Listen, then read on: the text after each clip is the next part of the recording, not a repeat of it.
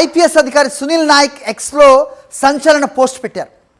తాను ఎస్టీగా పుట్టడమే నేరమా అని ప్రశ్నించారు. ఉన్నత ఉద్యోగాల్లో చిన్న కులాల వారు ఉంటే తట్టుకోలేరా అంటూ ట్విట్టర్లో పేర్కొన్నారు. రఘురామ కేసులో ఉద్దేశపూర్వకంగా నన్ను ఇరికించారని ఆరోపించారు. తన పాత్ర లేకపోయినా తనను నిందితుడిగా కేసులో చేర్చారన్నారు. ఫిర్యాదుదారుడు తనకు కాల్ చేశారని, ఈ కేసులో ఎంతమందిని ప్రభావితం చేశారో తెలుస్తుందన్నారు. ఈ కేసులో తన పాత్ర లేకపోయినా నిందితుడిగా పెట్టారని, సరైన సమయంలో ఆధారాలు బయట పెడతానన్నారు సునీల్ నాయక్. రైట్, ఇదే అంశంపై మా ఇన్పుట్ ఎడిటర్ సతీష్ మరిన్ని అప్డేట్స్ ఇస్తారు. సతీష్, ఒక ఐపీఎస్ అధికారి ఇలా ట్విట్టర్లో ఆవేదన వ్యక్తం చేయటం నిజంగా మన దేశానికే చెల్లిందేమో. సో ఏం చెప్తున్నారు ఆయన ఆవేదన ఏంటి? నేను ఎస్టీగా పుట్టడమేనా నేను చేసిన పాపం అంటూ కూడా ఆయన వాపోతున్న పరిస్థితి. అలాగే ఆంధ్రప్రదేశ్ పోలీసులు బీహార్ వెళ్ళడం, అలాగే అక్కడ వాళ్ళకి చుక్కెదురవడం కూడా మనకి అప్డేట్గా తెలుస్తోంది. ఏంటి మీ దగ్గర ఇన్పుట్స్? అరే, ఆంధ్రప్రదేశ్ రాష్ట్రంలో పోలీస్ అధికారుల్ని కూడా వదలడం లేదు. పోలీసులు తప్పుడు కేసులు ఏ విధంగా నమోదు చేస్తా ఉన్నారో, తప్పుడు వాంగ్మూలాలను ఎలా రాబట్టే ప్రయత్నం చేస్తా ఉన్నారో సాక్షాత్తు ఐపీఎస్ అధికారి సునీల్ నాయక్ ట్వీట్ ఇప్పుడు బట్టబయలైంది. సునీల్ నాయక్ నేను ఎస్టీగా పుట్టడమే నేను చేసినటువంటి నేరమా, కావాలనే నన్ను ఈ కేసులో ఇరికించారు.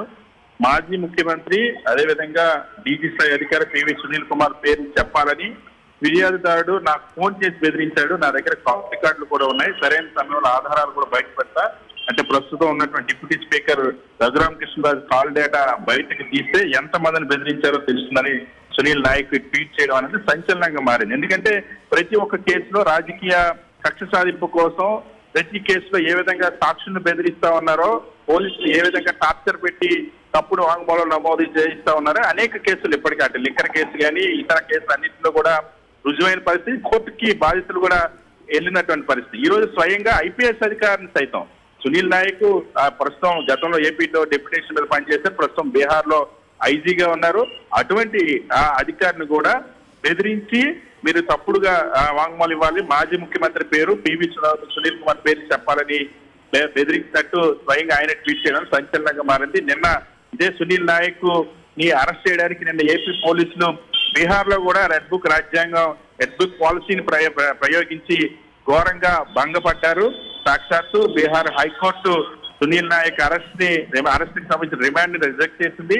అక్కడ ఉన్నటువంటి పోలీస్ అధికారులు కూడా తీవ్ర ఆగ్రహం వ్యక్తం చేశారు. ఏపీ పోలీసుల్ని చుట్టుముట్టినటువంటి పరిస్థితి, గోడలు దూకి ఎలాంటి అరెస్టు ఎలాంటి నోటీస్ లేకుండా నేరుగా అరెస్ట్ చేసేటువంటి ప్రయత్నం చేయడం పట్ల అక్కడ ఉన్న పోలీసులు కూడా తీవ్రంగా ఆగ్రహం వ్యక్తం చేశారు. అంటే ఏ విధంగా కొన్ని కేసులను చట్టవిరుద్ధంగా రాజకీయ వేధింపుల కోసం చట్టాలను ఏ విధంగా ఉల్లంఘిస్తా ఉన్నారో, పక్క రాష్ట్రాలకు వెళ్లి కూడా ఏ విధంగా పోలీసులు జులుం ప్రదర్శించి భంగపడతా ఉన్నారు. ఏపీ పోలీసు పరువు తీసినటువంటి పరిస్థితిగా రాష్ట్ర వ్యాప్తంగా పోలీసు వర్గాల్లో చర్చ జరుగుతుంది. ఇప్పుడు ఈ నేపథ్యంలోనే ఈ రోజు సునీల్ నాయక్ ట్వీట్ చేశారు, తాను ఎస్టీని కాబట్టి, గిరిజనుడిగా పుట్టాను కాబట్టి నన్ను ఈ కేసులో ఇరికించేటువంటి ప్రయత్నం చేస్తున్నారు.